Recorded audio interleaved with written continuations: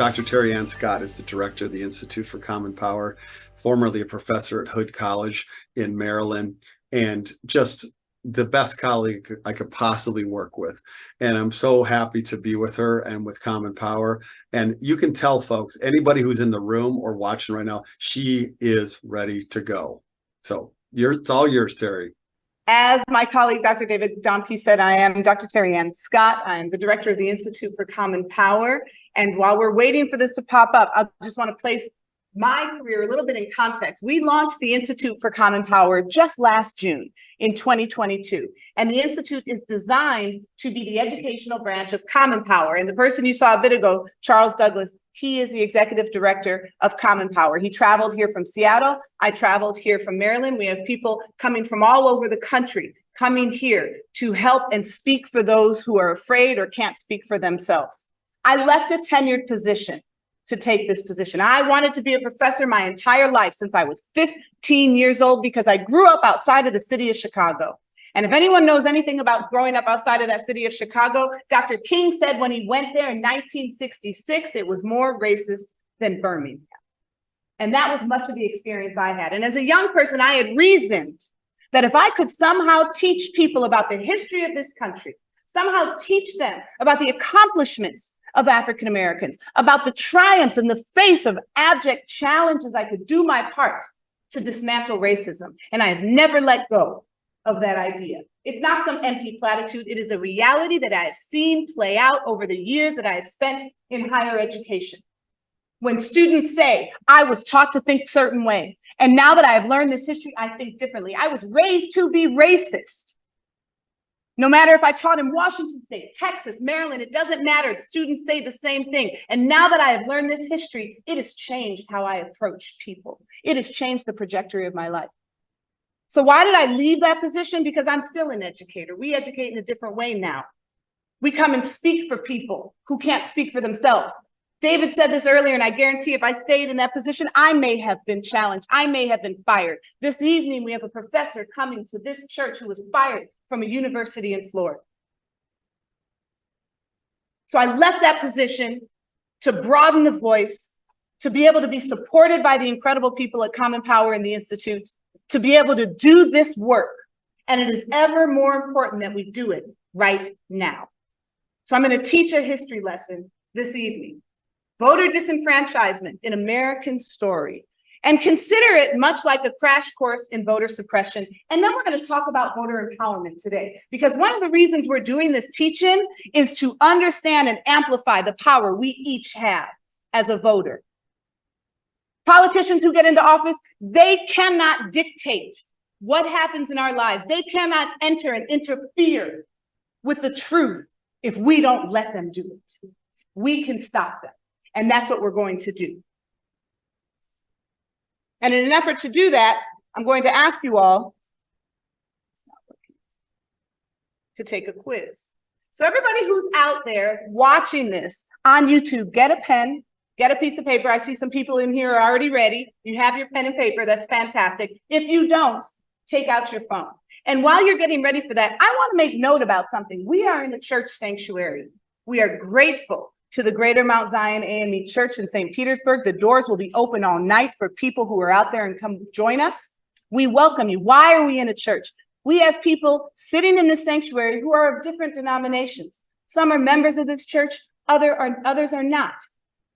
That is a legacy that situates us squarely in the history of the civil rights movement, when the church was a space for renewal, when the church was a space in the midst of Jim Crow that was safe, where we could come and have a mass meeting and go out and do the work that we needed to do. We share in that tradition as we stand here today. This is the space we've chosen to broadcast from.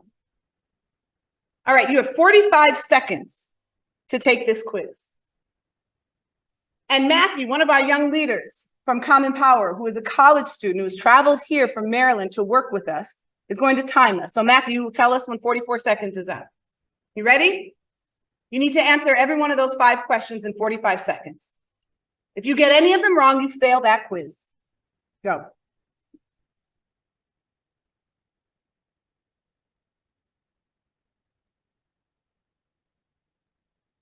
All 5. Do not talk with one another. Do not look up anything. Answer each question. Matthew, how many seconds left? 28. 28.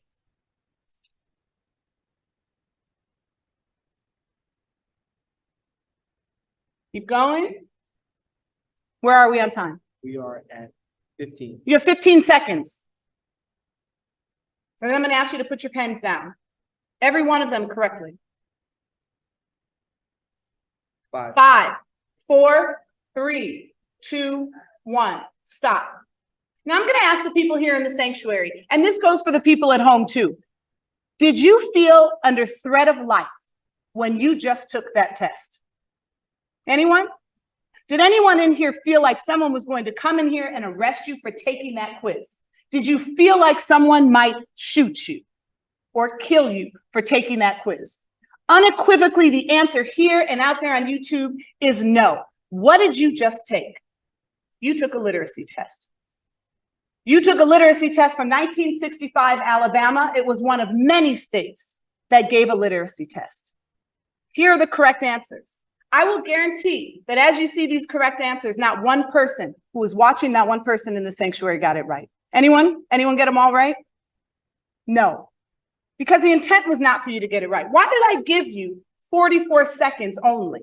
I gave you 44 seconds because had you taken this test, which was similar to the tests that were given by the late 1800s and all the way until 1965, before they became illegal, there were 68 questions. And there were multiple versions of that test. Why? Because civil rights activists from the North and other places trying to do good, called agitators by people on the ground, would come into Alabama and teach people how to pass that test. So they had multiple versions of that test. You had 10 minutes to complete it.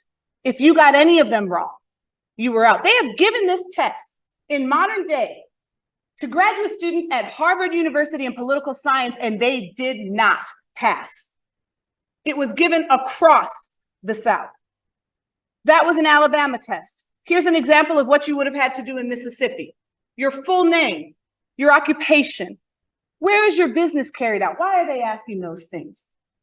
That stokes a culture of fear. Where do you work? Because if you reveal where you worked and you tried to register to vote, if you are a Black person, you could be fired. You could be killed. Let me tell you something about this lesson that I'm teaching right now. The bill that was signed by DeSantis just the other day dictates that if you are a state or college funded, state-funded college or university in the state of Florida, you cannot teach a class that talks about the ways that structural racism have been embedded in American institutions. That's this, folks. That's what I'm teaching you right now. We're going to go on a journey for the next 20 minutes. We're going to talk about the ways that disenfranchising measures have been embedded in the institutions of the United States. I am a historian, a trained historian, bachelor's, master's, PhD. I deal with this in facts, not in theory. And I, if I were in Florida, could not teach what I'm teaching to you right now. Take note of that as we progress through these slides. This is not made up. This is the actual test I'm showing. These are the actual documents. And once you then go in to that office, and this is a picture from Mississippi at the registrar's office, there's a notice there. And what does that say? It says on that picture above that man's head, after 10 days, applicants' names and addresses are published for 2 consecutive weeks. Names and addresses published for 2 weeks in the newspaper. Anyone who knows that you tried to vote can come and get you. These are the measures that emerged after Reconstruction. Reconstruction ends in 1877, and as Dr. W.E.B. Du Bois reminds us, Reconstruction in many ways was an era of success for African Americans. Because not with the 15th Amendment, but first, with the first Reconstruction Act passed in 1867, Black men had the right to vote.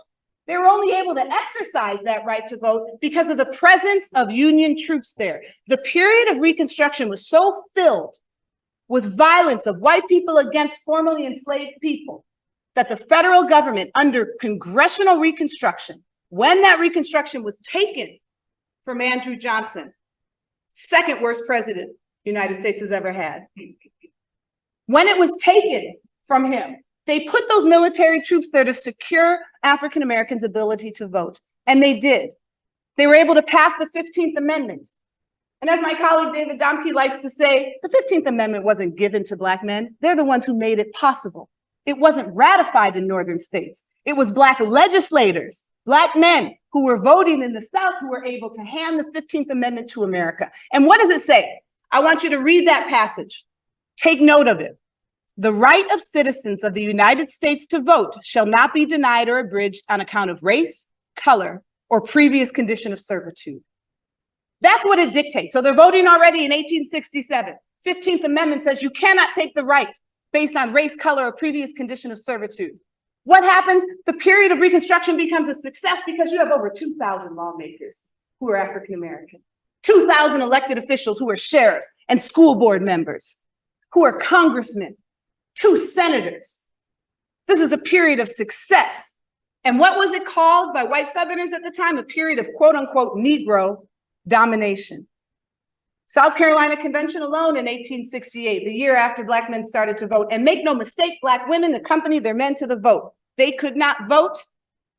They didn't have the right to vote in this country. They had the right. It wasn't legislated yet, but they were part of that political process. In South Carolina alone, 76 Black elected delegates. Black votes have always mattered. That's why people are attempting, even today, to remove the ability for Black people to be able to vote. What was it called? Negro rule, Negro domination. That was a phrase you would hear through the modern civil rights movement in the 1950s and 60s. This is a picture from what was called a white supremacy campaign in Wilmington, North Carolina.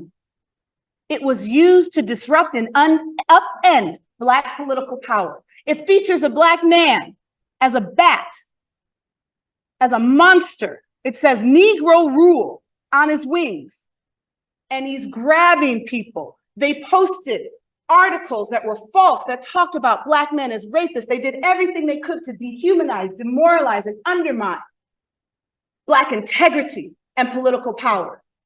No more Negro domination. It's what in this picture in Alabama, after they crossed the Evan Pettus Bridge, that people were trying to upend. So what is it about Reconstruction then, if we have all of these Black politicians, that makes it end?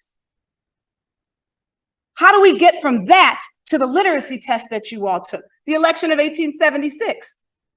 Florida was in the middle of that. There have been a few elections where Florida has been that contested space. Had to go to court, had to figure some things out. Hayes, the Northern candidate, had 165 electoral college votes. Tilden had 184. You needed 185. There were 20 disputed votes, in large measure because of voter intimidation that was happening here in Florida and a couple of other states to stop Black people from voting in the 1876 election. And as a compromise, the South said, all right, Northerners, you can have your elected official. You can have Rutherford B. Hayes, but you're going to do 4 things for us. First thing you're going to do is appoint at least 1 Southerner to Hayes's cabinet. So we have representation. That's what the Southerners said. You need to give federal aid for railroads to the South. Why? Because with those railroads, what happens? You're able to connect diverse economies. You're able to make sure that you can succeed economically. You're going to get those Union troops that are stationed around the South that are maintaining some semblance of order and stopping some of the violence that is being heaped upon the heads of Black people. You're going to get rid of them. No more military occupation of the South. And you know what else you're going to do? You're going to leave race relations to us. We have got this. No more Negro rule. No more Negro domination. And so the literacy test that you saw was a facially neutral law. What did the 15th Amendment say? You cannot stop somebody's right to vote on account of what? Race, right. But if in the language of it, it's non-discriminatory. Anybody who goes into the registrar's office is going to take the literacy test. But a facially neutral law, and we're going to come back to that because that's what we see today, a facially neutral law is discriminatory in the application and the outcome of that law. I can't show a clip right now because on YouTube, we can't show these clips. We don't want the stream to stop. But this is an image. You see Oprah Winfrey coming from the movie Selma. She had just recently taken the literacy test. And then the registrar, because she knew how many district judges were in the district, she got that answer right. But the registrar added a question to her literacy test. It wasn't on the test. He was trying to disrupt her ability to vote because what was it? It's at the registrar's discretion. He said, name all of those judges. Name them. And when she couldn't, he denied her application. A report that came out in 1965 that was started under the JFK, John F. Kennedy administration before he was assassinated, that investigated these kinds of discriminatory measures in voting, said this: registration records indicate that county registrars in the large number of Mississippi counties have discriminated against Negroes in the administration of these tests by giving them more difficult constitutional sections than whites, by disqualifying Negroes for insufficiencies in the completion of the application form. Sounds very modern and familiar in many ways. Or in the interpretation of the selected section, affording assistance to white applicants, but not Negroes. This is also from that. So look at this first part here. For example, it says, a white applicant may be asked to copy out and interpret this. So this is what you need to do to pass to be able to vote. If you're a white applicant, they say, interpret Article 12, Section 240. All elections by the people shall be by ballot. That's it. That's it. What do you see under that? A Black applicant might be asked to copy, interpret that entire section. That is facially neutral. It is non-discriminatory in the language of the law because we all have to interpret something, but it is discriminatory in the application and outcome. And you know what? If you did interpret that well, then you know what else the registrar might ask you to do? How many jelly beans are in that jar? They'll ask a Black applicant. How many bubbles are on this bar of soap? These are not me making this up. These are actual questions that were asked of people. How many windows are on the White House? This is not designed to allow Black people to vote. This was designed to upend any semblance or idea of Negro rule or Negro domination. What else was used to stop people from voting? Violence. This is an image here of C.T. Vivian. You know who he's leading to try to register to vote in 1965? A group of teachers. A group of Black teachers, the leaders in the community. They were denied that right to vote. He was beaten by Sheriff Jim Clark standing here just moments after this picture was taken. This is a sampling of some of the folks during that modern civil rights movement who were beaten, who were killed. And you see that they are not of a single race because it didn't matter who engaged in this fight for justice. If you decided to try to push against this status quo, to try to make the folds of democracy include everybody, you could be killed. These were united efforts. And by denying the ability of children to be able to learn this history, because right now in Florida and other places, they're going to say, well, you can't teach how this is part of a larger American system. They deny the ability also for children of diverse backgrounds to see unity in struggle, to see people reach across difference to make a difference for all. Lamar Smith was murdered on August 13th, 1955 on the courthouse lawn in Mississippi in front of the sheriffs because he was a Black voting advocate. He was organizing people to vote. What I'm showing you is a sampling. It's one of many. And if you try to register to vote, the Klan might leave this actual card at your home. Thousands of Klansmen are watching, waiting. Don't be misled. Let your conscience guide you. Or, and this is what I have studied for the last 20 years, you could be lynched for simply attempting to register to vote. If you go to the Equal Justice Initiative, they have an incredible memorial to those who have been lynched, those who were the victims of racial violence in this country. Jack Turner was lynched in Butler, Alabama. One of the examples reads, in 1882, for what? For organizing Black voters in Choctaw County.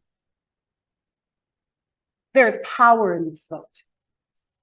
This is why people struggle so hard to suppress it. Or another example of trying to stop people's ability to vote would be the grandfather clause. And what did that say? That said, if your grandfather or father could vote before 1867, the year that the first Reconstruction Act came about, you could register to vote. You didn't have to take the literacy test. You didn't have to interpret a piece of the Constitution. What inherently does that likely mean? That your father, your grandfather was white, and that you are likely white. And so you didn't have to do all of these other things. That was the one that the Supreme Court said, now you've gone too far. We could see how race is actually a part of that one. And they outlawed it in Gwynn versus United States in 1950. Or you'd have to pay a poll tax. And while that poll tax was leveled on the heads of people regardless of race, it was intended by and large to stop Black people from voting. The state of Texas passed an amendment that acknowledged it. They said, if you try to pay the poll tax of a Black person, you could go to jail or have to pay a fine. That did not end until the 24th Amendment in 1964. And let me tell you something that Malcolm X has said. There's no Southern exceptionalism. It is so easy for us sometimes to think about these problems as being relegated simply to the South. Malcolm X said, the race problem, the racism that exists in America is not just in the South, it's south of Canada. These measures required the federal government to succeed. This was a United States problem. And how did they succeed? Because in the state of Mississippi, in 1890, they had a new constitution. And in that constitution, it outlined the measures for you to be able to vote. And it would circumvent that 15th Amendment. It said you have to live in the state 6 years, pay a $2 poll tax, and take a literacy test. And James Kimmel Vardaman, who was the governor of Mississippi with his cape, and then the senator, said this: there is no use to equivocate or lie about the matter. Mississippi's constitutional convention was held for no other purpose than to eliminate the N-word from politics. Not the ignorant, but the N-word. Now notice I skipped over that word. Ever since I've ever started teaching, I will not redact the historical record. This is part of the record. I will not speak power to that word. Just the other day, a young child recorded his teacher repeatedly saying that word, and it was the child who was suspended for recording his teacher. Never mind the kind of pain that it caused to the child. We don't speak that word in my classrooms, and that's what I teach when I talk to students. But it is important to keep it so that we understand that James Vardaman is saying, guess what? We put these disenfranchising measures in order to disenfranchise a certain group, not all groups. Well, that would be challenged by a man named Henry Williams. What does he say? Henry Williams is a Black man who was convicted of murder by an all-white jury. And he said that jury is a racist, discriminatory jury because of what? It has to do with voting. How did they get the people to be on the jury? It was an all-white male jury. Where'd they get the names? The voting rolls. Registration. If you can't register to vote, you can't be on a jury. And the Supreme Court said, nope, in Williams versus Mississippi, 1898, not a Southern problem, requires the federal government to succeed. Actually, if you had just done all the things that you need to do and pass a literacy test, you'd be able to vote. We see no discrimination in this case. So Henry Williams lost his case. And not only that, this ruling dictated to the rest of the country that if you want to have a literacy test or any of these disenfranchising measures, go ahead, you're good. How detrimental were these measures? 1867, African Americans in Mississippi, for instance, are registered at a rate to vote of about 67%, whites 55%. What does that number drop down to in 1892? It reads 5.7%. The number of Black people registered in the state of Mississippi by 1892, 5.7%. You know where that number was with all of these measures in 1965 before the Voting Rights Act was passed? 5.7%. It stayed there.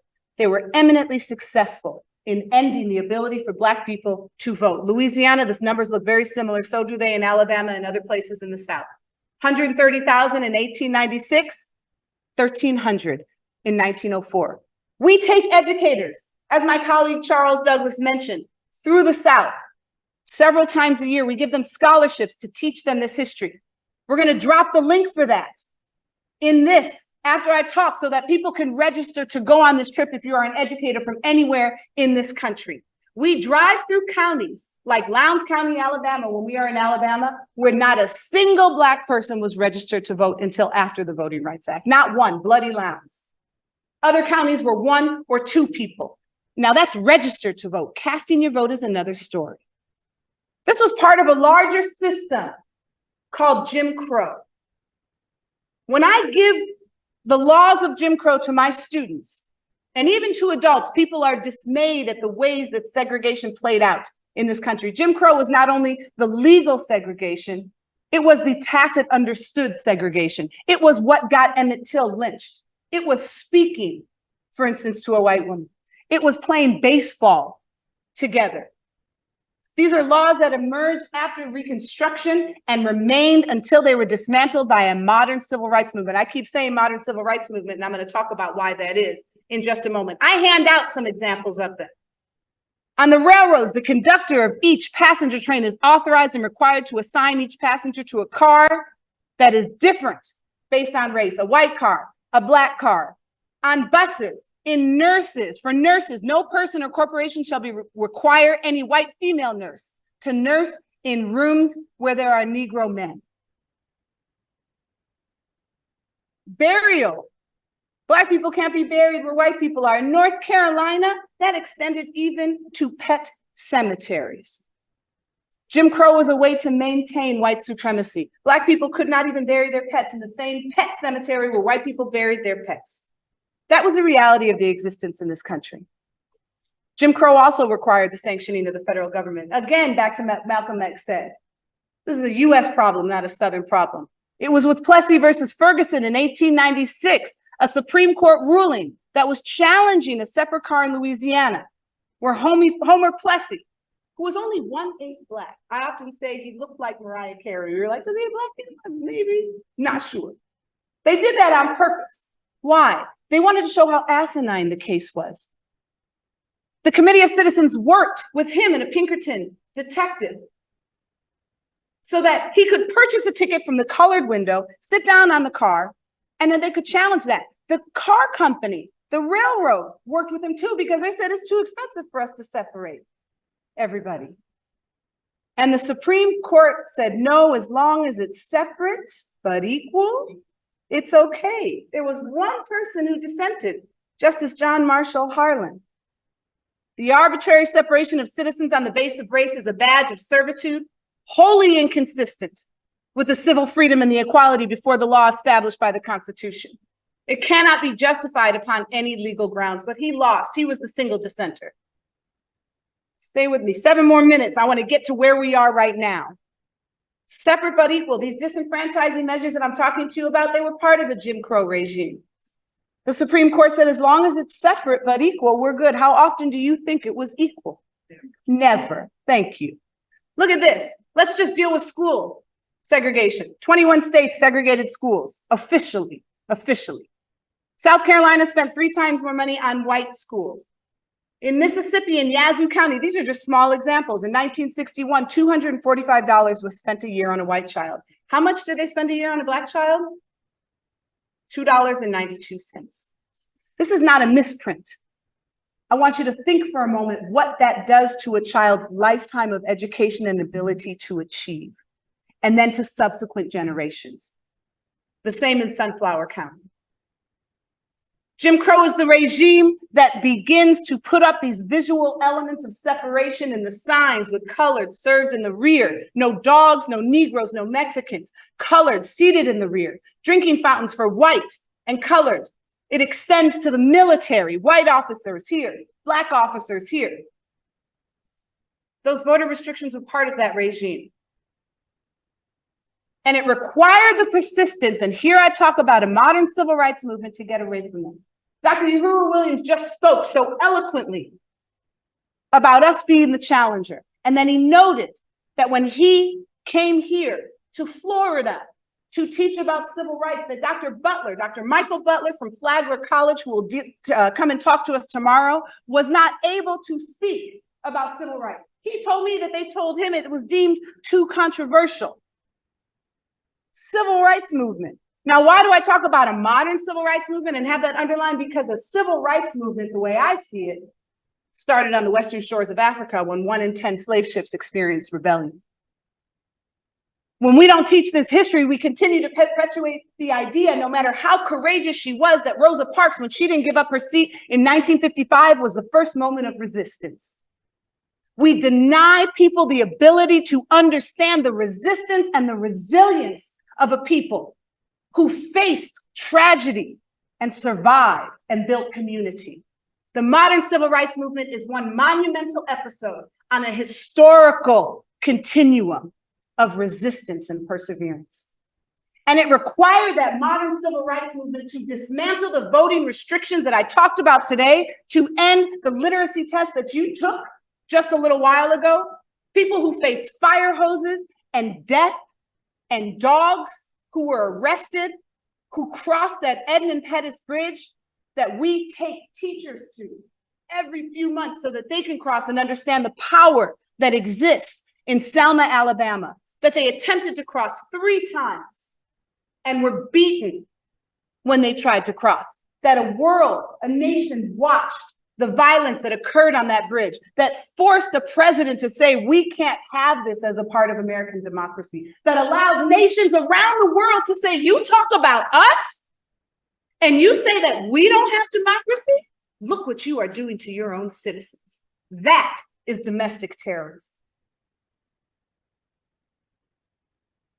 It was their perseverance that people are telling us we can't teach about that ended those voter restrictions.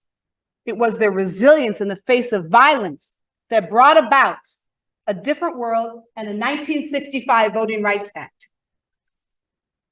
That happened in March of 1965. March 7th, the first march, March 9th, the second march. Successful march, March 21st to the 25th, but they were all successful because they brought attention to a problem that was occurring in the South.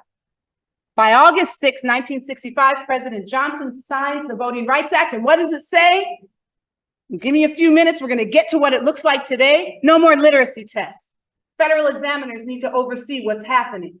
It added 250,000 new voters. What did I tell you the rate of Black registrants was in Mississippi in 1965 before this?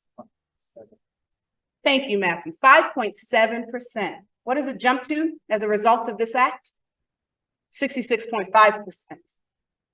The perseverance of a people brought about change. Voting Rights Act did something else. It required Department of Justice it required people to get approval, pre-clearance from the Department of Justice before you make any changes to your voting rolls. Section 5, to avoid discrimination, you must get approval to make any changes. Changes cannot, that bottom section right there, cannot deny or abridge the right to vote on account of race, color, or membership in a language minority group. Well, guess what? We have reverted back to facially neutral laws today. The laws that are non-discriminatory in the language and discriminatory in the application and the outcome. Those laws seek to disenfranchise both African Americans, young people, Latinx voters. The laws are being passed by one group. That is not a partisan statement for me to say, that is a fact. One political party is passing those laws. In Shelby County versus Holder, that my colleague and friend, Dr. Uhuru Williams referenced a bit ago, in 2013, in a 5-4 Supreme Court decision, 5 justices said, we don't need Section 5 anymore. We're good. There's no discrimination. Now, let me tell you something. This didn't just cover places in the South, right? This is not a Southern problem. This covered districts in New York, in California, any place that had experienced discrimination. So what happened? Because this is with us today. States can now make changes to voting requirements without pre-clearance. They can just do whatever they want. In the hours following the passage of this Texas implemented voter ID laws that disproportionately impacted Latinx, Black, and poor people. Alabama had already Alabama the following year passed a voter ID law. That's facially neutral. It's a voter ID law. Look at the non-facially neutral portions of that. The Alabama governor, Bentley, closed 31 motor vehicle locations the next year. So you have to have an ID to vote, but he closed 31 places where you can get one. And he said, oh, it's budgetary issues. But a study demonstrated that the majority of those locations closed were in counties with Black majorities. Facially neutral, discriminatory in the application. Following the 2020 elections, there has been a complete uptick in the number of voter suppression laws passed, including right here in Florida, and there are some before the legislation now trying to further restrict the right. People like DeSantis and others, Christopher Rufo, who is his crony, Governor Greg Abbott, school board members who are trying to restrict truth, who are trying to embed in the educational system a form of white supremacy that denies wrongdoing, that denies structural racism, they're voted into office. That's our power. Florida right now has before the legislation further restrictions on mail-in ballots. Black people are voting disproportionately higher by mail. That's facially neutral. Georgia said you can't give food or water to people waiting in line to vote. Do you know where the longest lines were? Black communities. The hope is that they'll give up and walk away. We at Common Power fight that. So what can you do? We have been telling you since the beginning of this, and this is where I end my discussion today, that we're going to talk about action. At the Institute, we have a motto, education to action. We've gone through this education. We're going to do this all night till 6 p.m. tomorrow, and then action. What can you do? You can do a number of things. You can spread the truth about voting injustice. You can take the information you learned here and tell somebody about it and post something about it. I tell my students when I show these kinds of lectures, you have no reason not to vote because people have literally died for your right to do so. You better vote in every single election, including local elections.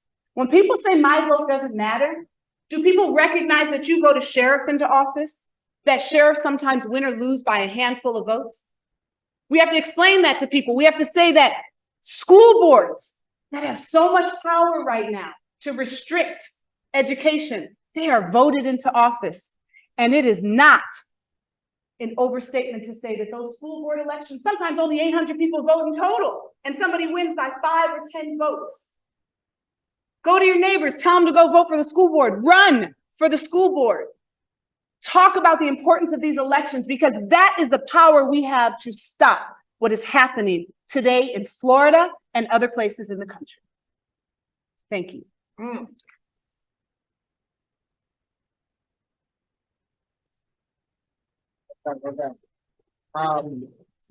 So Said I'm sweating. I'm hyped.